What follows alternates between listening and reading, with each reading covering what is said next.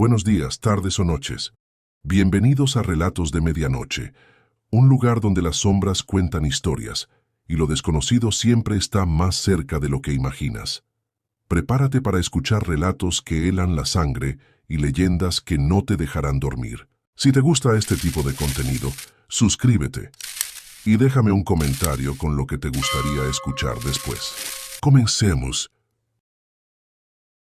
Hay secretos que los pueblos guardan en silencio, cosas que nadie dice en voz alta pero que todos conocen, historias que se cuentan en susurros, cuando cae la noche y las sombras se alargan en las paredes. No son cuentos inventados para pasar el rato, son advertencias, lecciones que se aprendieron de la peor manera posible. En los lugares pequeños, donde todo el mundo se conoce desde siempre, estas cosas no se olvidan nunca. Se quedan ahí, flotando en el aire, recordándole a la gente que hay límites que no se deben cruzar. Lo que voy a contarles sucedió en Naolinco, Veracruz, hace muchos años. No fue hace tanto como para que se olvide, pero tampoco tan reciente como para que todos lo recuerden con claridad. Fue en una época donde las cosas todavía eran diferentes, donde la gente vivía más despacio y las noches eran más largas. En Naolinco existe una regla que todos conocen. Si en la madrugada alguien toca tu puerta, no contestes. No importa quién sea, no importa qué tan urgente suene, no mires hacia afuera. No preguntes nada, porque hay cosas que están esperando esa invitación. Y una vez que les das permiso, ya no hay forma de detenerlas. Todo empezó en octubre, cuando el pueblo se preparaba para las fiestas. Era una época alegre, con música en las calles y comida en cada esquina. Pero algo raro comenzó a suceder. Al principio fueron los animales de corral. Don Roberto se levantó una mañana y encontró a sus mejores gallinas tiradas en el suelo. No había señales de perros ni coyotes. Los animales tenían una herida extraña en el pecho, muy limpia, como hecha con cuchillo. Y faltaba algo. Les habían quitado el corazón. Roberto pensó que tal vez fue algún animal salvaje que no conocía. Limpió todo y siguió con su día. Pero al día siguiente le pasó lo mismo a doña Carmen. 4 gallinas en las mismas condiciones.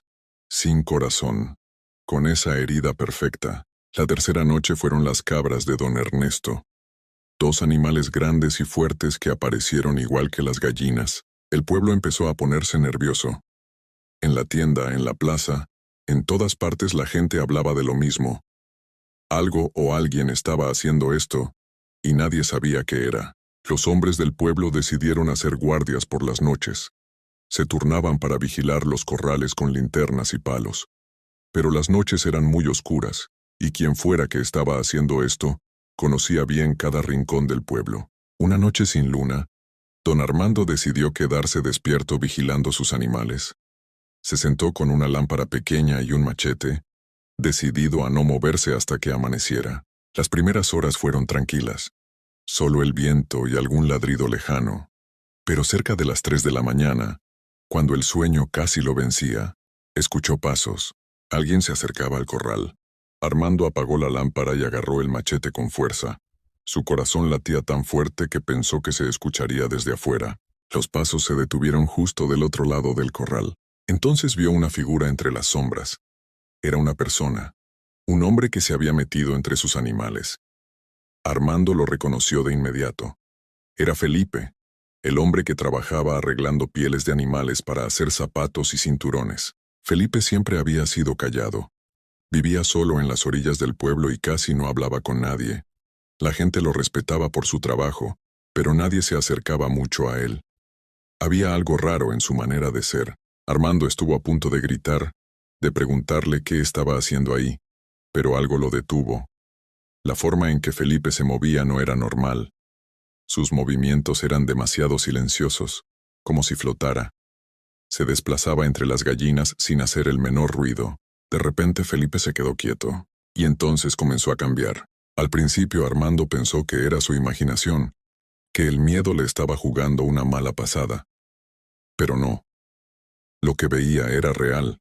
La espalda de Felipe comenzó a doblarse. Sus brazos se hicieron más largos. Sus manos se convirtieron en algo parecido a garras. Su cuerpo entero comenzó a transformarse delante de sus ojos. En pocos segundos, donde había estado Felipe, ahora había un perro enorme. Pero no era un perro normal.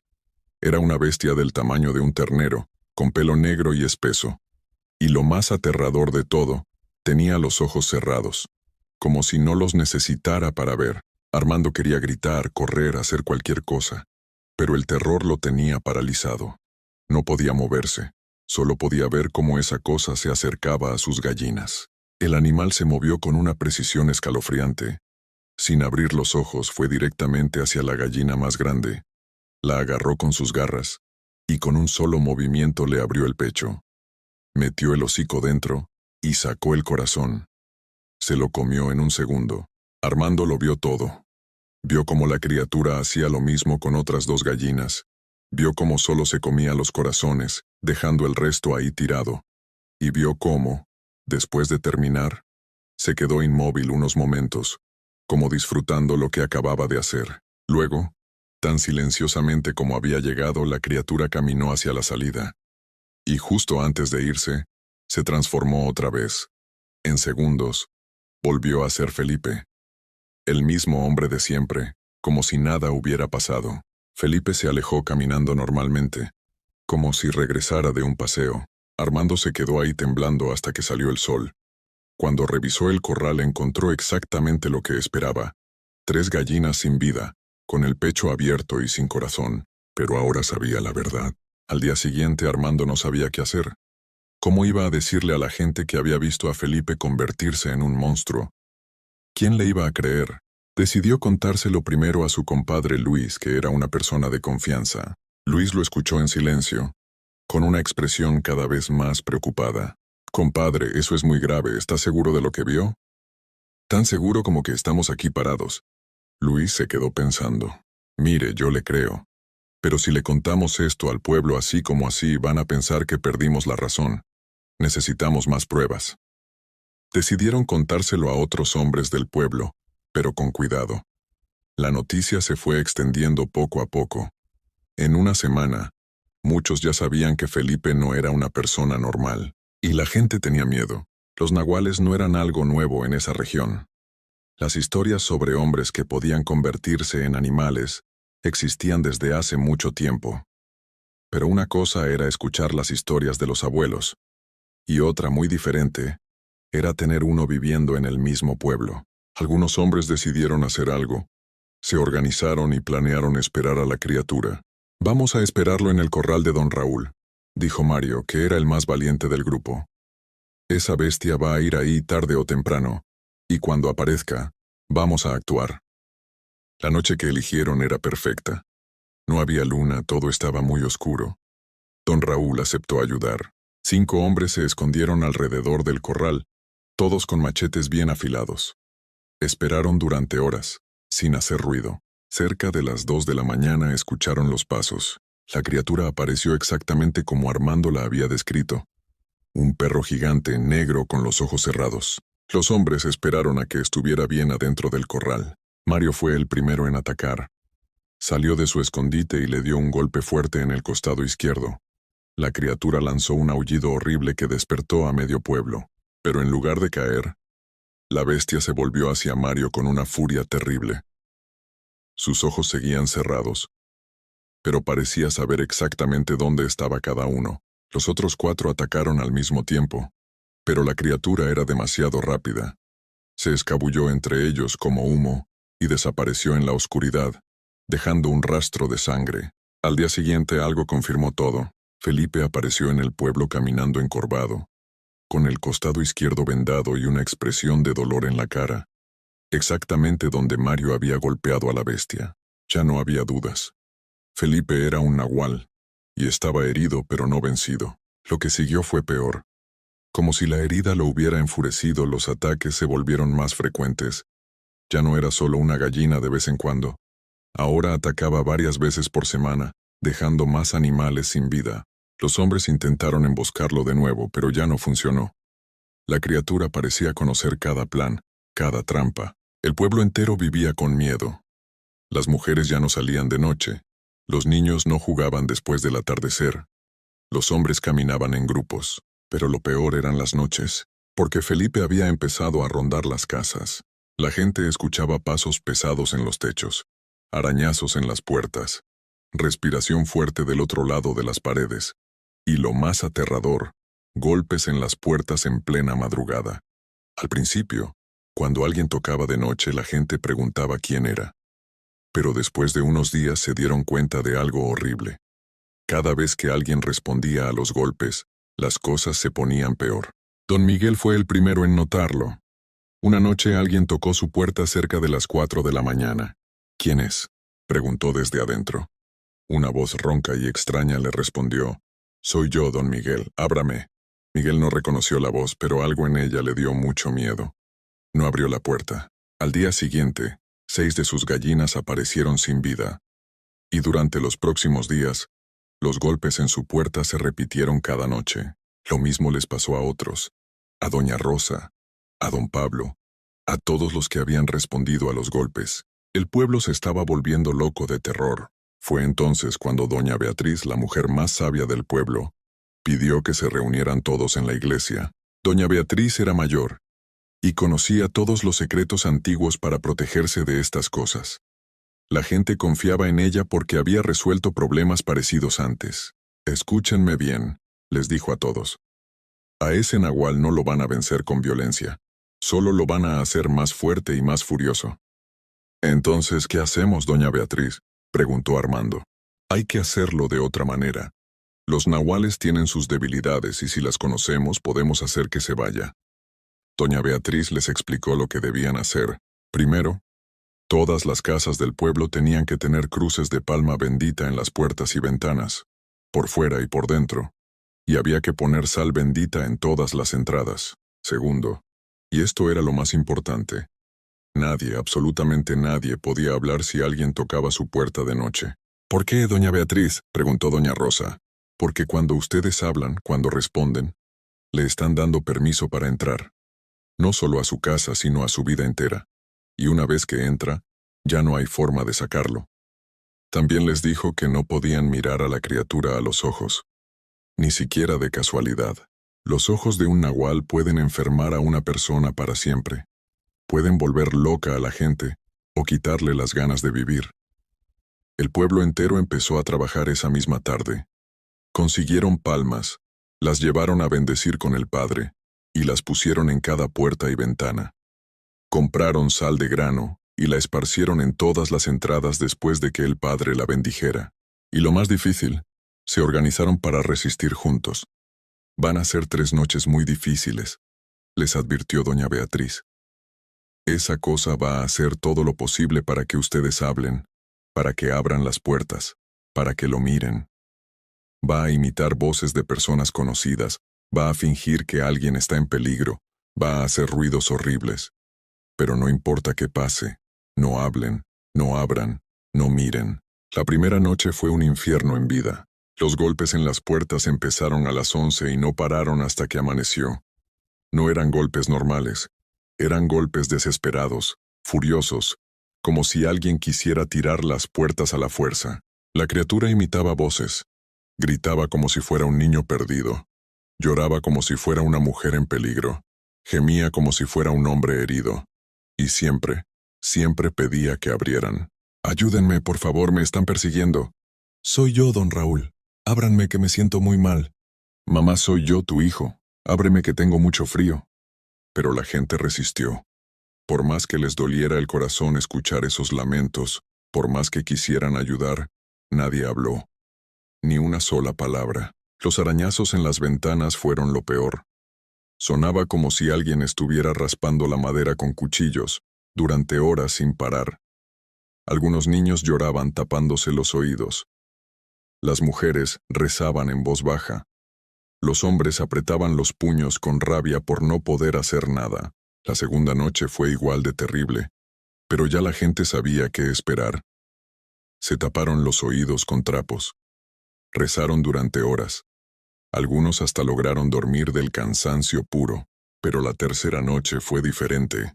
Los golpes eran más débiles. Los lamentos sonaban más lejanos. Los arañazos duraban menos tiempo. Era como si la criatura estuviera perdiendo fuerza. Y hacia las 4 de la mañana, todo se quedó en silencio. Un silencio profundo y extraño, como si el mundo entero se hubiera detenido. Al amanecer, Armando fue el primero en salir. Caminó por las calles buscando alguna señal. Otros vecinos salieron también, todos con caras de alivio y cansancio. Felipe no estaba en su casa. Su puerta estaba abierta y adentro no había nada. Como si se hubiera ido para siempre. Algunos dicen que lo vieron alejarse hacia las montañas esa madrugada, caminando despacio como un hombre muy cansado. Otros que escucharon un aullido lejano que venía del monte. Un aullido triste y derrotado. Lo cierto es que nunca más volvió. Los ataques a los animales se detuvieron de inmediato. Las noches volvieron a ser tranquilas. El pueblo pudo respirar en paz otra vez. Pero las cosas nunca volvieron a ser completamente normales en Naolinco. Hasta el día de hoy, cuando la neblina baja espesa desde las montañas y cubre el pueblo como una sábana gris, suceden cosas extrañas. En algunos corrales amanecen huellas profundas en la tierra. Huellas demasiado grandes para ser de perro y demasiado extrañas para ser de cualquier animal conocido. A veces aparecen marcas de garras en la madera de las puertas, como si algo hubiera estado rascando para entrar. Y hay noches en las que el aire se llena de un olor fuerte y desagradable, como de animal mojado que ha estado mucho tiempo bajo la lluvia. La gente mayor, la que vivió aquellos días de terror, siempre dice lo mismo a los jóvenes. Si alguien toca tu puerta en la madrugada, no abras, no mires por la ventana y no preguntes quién es, porque si es un nahual, tu voz le abre el camino. Y en Naolinco, todos siguen ese consejo sin falta, porque hay cosas en este mundo que es mejor dejarlas donde están, en la oscuridad, lejos de nuestras casas y nuestras vidas. Cosas que una vez conocidas, nunca se pueden olvidar por completo, y que siempre están esperando otra oportunidad para volver. Naolinco sigue siendo un pueblo tranquilo la mayor parte del tiempo. La gente vive su vida normal, trabaja, celebra sus fiestas, cría a sus hijos. Pero cuando cae la noche y la neblina empieza a bajar, todos se aseguran de estar en sus casas antes de que oscurezca. Y si en la madrugada escuchan golpes en su puerta, no importa qué tan fuertes sean, no importa qué tan desesperados suenen, todos saben qué hacer. Quedarse en silencio, no abrir, no mirar, porque hay reglas que se aprendieron con dolor y miedo. Reglas que se pagan con un precio muy alto cuando se rompen. Y en los pueblos pequeños, donde todos se conocen y las historias se cuentan de generación en generación, nadie olvida las lecciones del pasado. Nadie olvida que hay cosas en este mundo que no son lo que parecen, que detrás de un rostro conocido puede esconderse algo que no es humano, que la noche guarda secretos que es mejor no descubrir. Y sobre todo, nadie olvida que el silencio a veces es la única protección que tenemos contra lo desconocido. Armando todavía vive en Naolinco. Ya es un hombre mayor con nietos que corren por su patio. Cuando la familia se reúne y los niños piden historias, él les cuenta muchas cosas. Historias divertidas, aventuras de cuando era joven, anécdotas del pueblo. Pero nunca cuenta la historia completa de aquellas 3 noches. Solo les dice lo esencial. Si alguien toca la puerta en la madrugada, no abran, no pregunten, no miren. Y sus nietos, aunque no entienden del todo por qué, saben que el abuelo habla en serio. Saben que hay algo en su mirada cuando dice esas palabras. Algo que da miedo, pero que también protege, porque las historias que más asustan son las que llevan dentro una verdad. Y esta historia, aunque suene imposible, es una de esas. Es la historia de un pueblo que aprendió que hay límites entre nuestro mundo y otro. Límites que no deben cruzarse, puertas que no deben abrirse, voces que no deben responderse. Y es también una advertencia para todos nosotros, porque no importa dónde vivamos, no importa qué tan seguros nos sintamos, siempre hay cosas que acechan en la oscuridad, cosas que esperan pacientemente una invitación, un descuido, una palabra. A veces uno piensa que conoce todos los rincones de su tierra, que ya no hay nada que pueda sorprenderlo o asustarlo. Pero la verdad es que siempre hay lugares donde las cosas no son lo que parecen, donde el pasado no descansa y donde los vivos no siempre están solos. Lo que les voy a contar pasó cerca de Minatitlán, en Veracruz. y es tan real como el aire que respiro. Mi nombre es Roberto y toda mi vida he trabajado cuidando ranchos y propiedades. Es un trabajo honesto y tranquilo, o eso pensaba yo hasta que acepté el encargo en la propiedad de don Aurelio, allá cerca del río. Todo empezó en febrero del año pasado. Un conocido me ofreció el trabajo y cuando me dijo cuánto pagaban, casi no lo podía creer. Era el doble de lo que ganaba en otros lugares.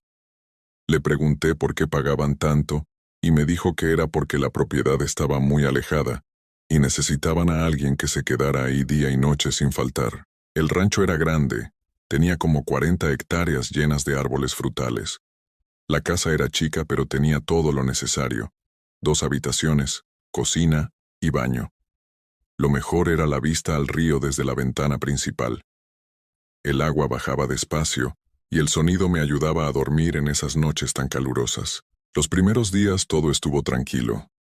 Me levantaba con el sol, caminaba por todo el terreno, revisaba que no hubiera problemas y que nadie entrara a robarse la fruta.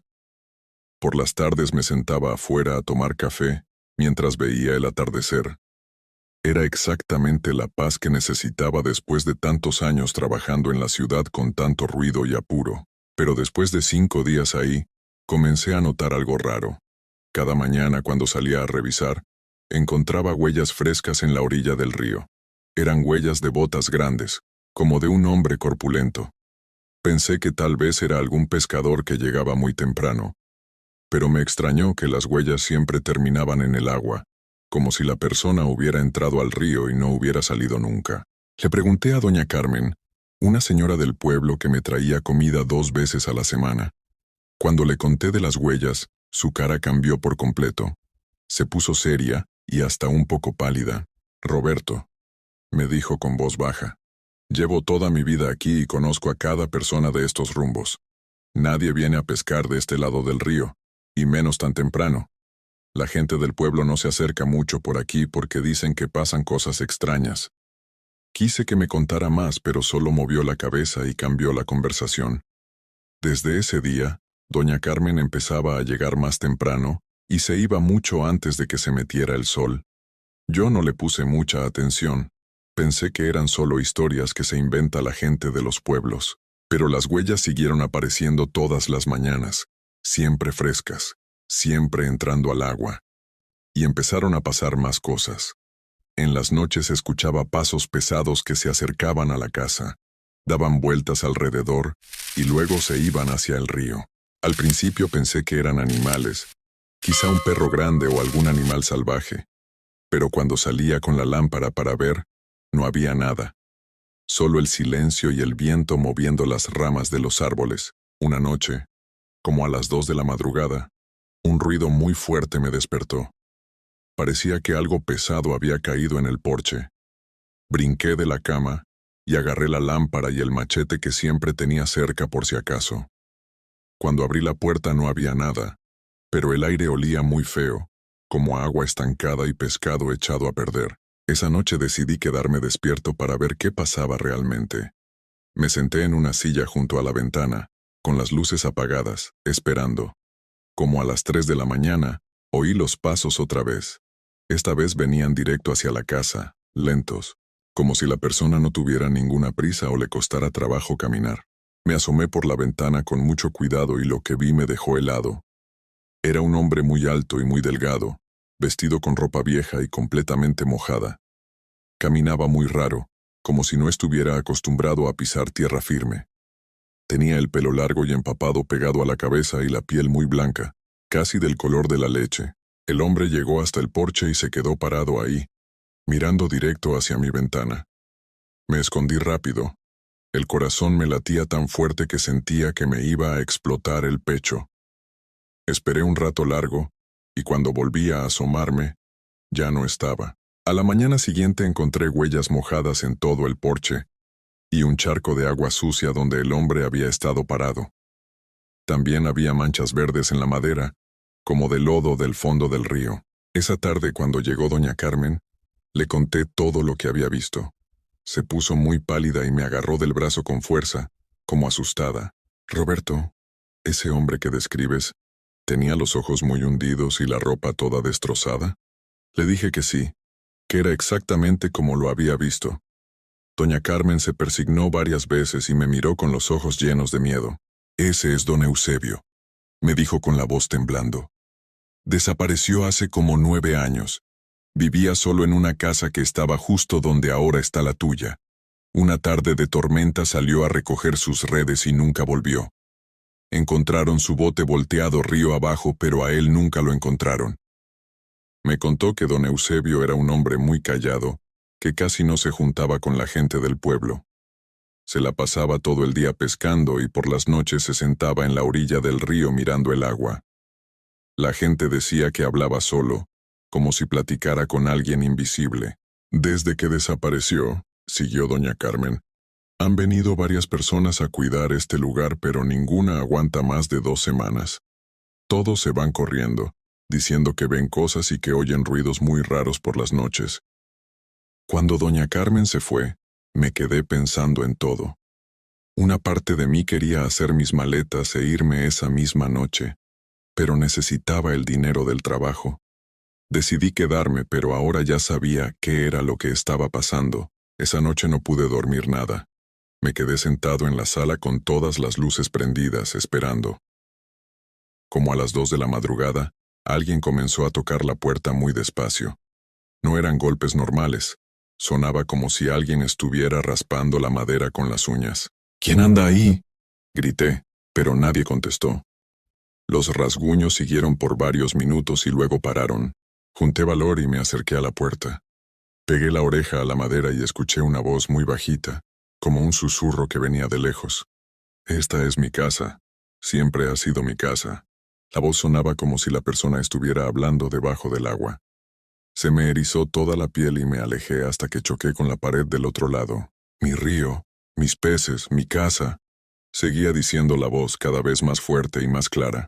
Durante toda esa noche, don Eusebio estuvo caminando alrededor de la casa, repitiendo las mismas palabras una y otra vez. A veces se quedaba callado por un buen rato, y justo cuando yo empezaba a tranquilizarme, volvía a oír los pasos arrastrándose por el suelo. Cuando amaneció todo quedó en silencio. Salí con mucho cuidado y vi huellas mojadas por todos lados. En el porche, alrededor de todas las ventanas y hasta en el techo. Pero lo que más me asustó fue ver que en la puerta alguien había escrito con lodo del río: «Vete de aquí». Esa misma mañana llamé a don Esteban, el dueño del rancho, para decirle que ya no podía seguir trabajando ahí. Le expliqué todo lo que me había pasado, pero se enojó mucho y me dijo que eran puros inventos, que necesitaba el dinero y que no podía dejarlo así nada más. Le ofrecí buscarle a otra persona que cuidara el lugar, pero me amenazó con no pagarme ni un peso si me iba antes de cumplir el mes completo. No tuve otra opción más que quedarme, aunque por dentro estaba muy asustado. Esa noche traté de acostarme temprano y dormir, pero como a la medianoche algo me despertó. Sentí que había alguien parado junto a mi cama. Abrí los ojos muy despacio, y ahí estaba don Eusebio, mirándome sin parpadear. Su cara estaba hinchada y llena de algas pegadas en el pelo y la piel. Sus ojos eran como 2 agujeros negros y huecos, y de su boca salía agua turbia que caía gota por gota al suelo. «Esta es mi casa», me dijo con esa voz que parecía venir del otro mundo. «Siempre ha sido mi casa. El río me la regresó». No podía moverme. Estaba paralizado del puro miedo, pero no sé cómo logré hablar con un hilo de voz. «Don Eusebio, yo me voy mañana, no quiero quitarle su lugar». El fantasma se quedó ahí parado mirándome por un tiempo que se me hizo eterno. Luego, muy lento, movió la cabeza de lado a lado. «Ya es tarde», me dijo. «El río ya te vio, ya sabe quién eres. Ahora tú también perteneces a este lugar». Después de decir eso, don Eusebio caminó hacia la ventana, pero en vez de abrirla, pasó a través del vidrio como si fuera humo. Lo vi alejarse hacia el río, arrastrando los pies y dejando un rastro de agua y lodo por donde pasaba. A la mañana siguiente, doña Carmen llegó más temprano que nunca. Me encontró sentado afuera con mis cosas ya empacadas en 2 bolsas. «Me voy», le dije. «Ya no aguanto más estar aquí». Ella me miró y movió la cabeza, como si ya supiera que eso iba a pasar. «Hace bien, Roberto. Este lugar ya no es para gente como nosotros. Me fui esa misma mañana sin esperar a que llegara don Esteban. Perdí todo el dinero del mes de trabajo, pero salvé algo mucho más valioso: mi salud mental y mi tranquilidad. Pero don Eusebio tenía razón en algo. El río ya me había visto. Desde que me fui de ese lugar, todas las noches sueño con esa casa junto al agua. Sueño que estoy otra vez sentado en el porche, esperando a que aparezca esa figura empapada caminando entre los árboles frutales. Y lo más terrible de todo es que en mis sueños, yo no quiero irme. En mis sueños siento que esa casa es mi verdadero hogar, y que ahí es donde debo estar. Por eso ahora duermo muy poco y siempre estoy volteando para atrás cuando camino por la calle. Porque en el fondo sé que algún día voy a regresar a esa casa junto al río, y cuando eso pase, ya no voy a poder decidir si me quedo o me voy. El río va a decidir por mí. Hace unas semanas volví a ver a doña Carmen en el mercado del pueblo. Me contó que después de que yo me fui, otras 3 personas intentaron cuidar el rancho de don Aurelio. Ninguna duró más de una semana. La última persona que estuvo ahí salió corriendo en plena noche, descalza y gritando, diciendo que don Eusebio había entrado a su cuarto y se había sentado en su cama a mirarlo durante horas. Ahora el rancho está abandonado. Nadie quiere acercarse por ahí ni siquiera de día. La gente del pueblo dice que por las noches se ven luces moviéndose dentro de la casa y que se escuchan voces que vienen del río.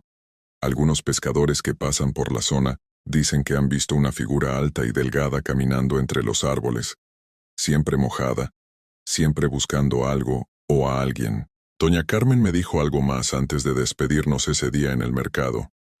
Me dijo que en el pueblo existe una creencia muy antigua. Cuando alguien desaparece en el río y nunca encuentran su cuerpo, es porque el río se quedó con esa persona. Y cuando el río se queda con alguien, esa persona nunca descansa. Se queda atrapada entre este mundo y el otro, buscando siempre regresar a lo que fue su hogar. El problema, me dijo doña Carmen con los ojos llenos de tristeza, es que cuando uno de ellos te ve, cuando te conoce, ya no te suelta, te marca, y tarde o temprano vas a volver. Así funciona el río. Así ha sido siempre. Desde ese día evito pasar cerca de cualquier río cuando empieza a oscurecer. Ya no acepto trabajos en ranchos que estén cerca del agua. Y todas las noches, antes de dormir, reviso bien mi cuarto y cierro todas las ventanas con seguro, aunque haga mucho calor, porque sé que don Eusebio no se ha olvidado de mí. A veces, cuando estoy a punto de quedarme dormido, escucho esa voz susurrando desde muy lejos. El río ya te conoce. El río ya te conoce. Y lo más aterrador es que cada vez la voz se escucha más cerca. Por eso les cuento esta historia. No para asustarlos, sino para advertirles. Si algún día les ofrecen un trabajo que paga muy bien sin razón aparente, si ese trabajo es en un lugar aislado cerca del agua, piénsenlo 2 veces. Porque hay lugares donde el pasado no descansa, donde los que se fueron siguen ahí, esperando. Y una vez que cruzan tu camino, ya no hay vuelta atrás. Yo sigo aquí viviendo mi vida, tratando de olvidar. Pero en el fondo sé la verdad. Sé que algún día, tal vez mañana, tal vez en un año, voy a despertar y voy a sentir esa necesidad de volver. Voy a sentir que debo regresar a esa casa junto al río en Veracruz. Y cuando eso pase no va a importar cuánto luche o cuánto resista, porque el río ya decidió, y contra el río nadie puede ganar.